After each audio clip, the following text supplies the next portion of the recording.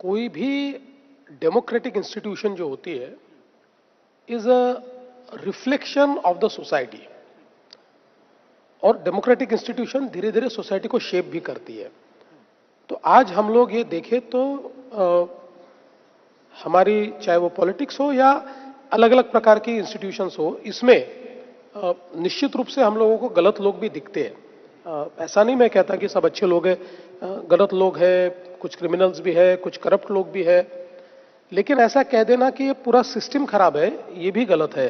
क्योंकि ये सिस्टम अगर खराब होता तो इतनी तेजी से हमारा देश आगे नहीं जाता। और सबसे बड़ी बात यह है कि देश का सबसे बड़ा institution the union government of India पिछले 11 सालों में मोदी जी के नेतृत्व में इस यूनियन गवर्नमेंट पर करप्शन का एक भी आरोप नहीं लगा है, नॉट अ सिंगल, कोई नहीं लगा पाया। तो अगर हम चाहे तो उस प्रकार से चला सकते, ये चलता है। हां, लेकिन ये जरूर है कि आज भी नीचे के लेवल पर या स्टेट्स में कई बार करप्शन के मसले उठते हैं।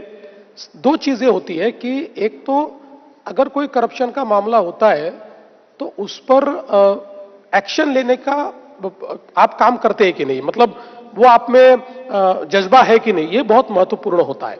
तो मुझे लगता है कि हम लोगों ने निश्चित रूप से ये हमेशा दिखाया है। और मैं हमेशा लोगों को ये कहता हूं, जो भी डेमोक्रेसी में ये कहते हैं कि भाई हम लोग आप मतलब इतने करप्ट लोग हैं, इतने गलत लोग हैं, तो हम लोग क्यों डेमोक्रेसी में पार्टिसिपेट करें। तो मैं तो हमेशा कहता हूं कि अगर आप पार्टिसिपेट नहीं करोगे तो वही से लोग रहेंगे, लोग बदलेंगे ही नहीं। आपने लोग बदले। देखिए, अल्टीमेटली जो हमारे देश में 2009 से 2014 तक एक करप्शन का एपिटोम हमने देखा, और उसके बाद लोगों ने बदला, लोगों ने मोदी जी को वोट दिया, तो देश बदला ना, देश में बदलाव हमने देखा।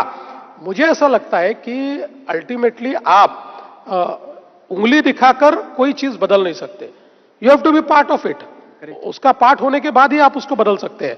तो इसलिए मैं कहता हूं कि जिसको लगता है मेरा देश अच्छा होना चाहिए, जिसको लगता है मेरे डेमोक्रेटिक इंस्टीट्यूशंस अच्छे होने चाहिए, जिसको लगता है मेरे पॉलिटिशियंस अच्छे होने चाहिए, उसने वोट करना चाहिए, उसने पॉलिटिक्स में आना चाहिए, उसने एवेड सिटीजन होना चाहिए।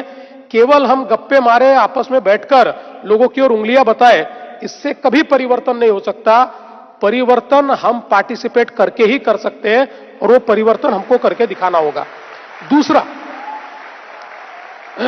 दूसरा एक परसेप्शन जिसको मैं यहां तोड़ना चाहता हूं। मैं ये नहीं कहता कि हमारे पॉलिटिक्स में क्रिमिनल्स नहीं है, लेकिन ये जो 40% का जो आंकड़ा आता है ना, ये बड़ा मिसलीडिंग है।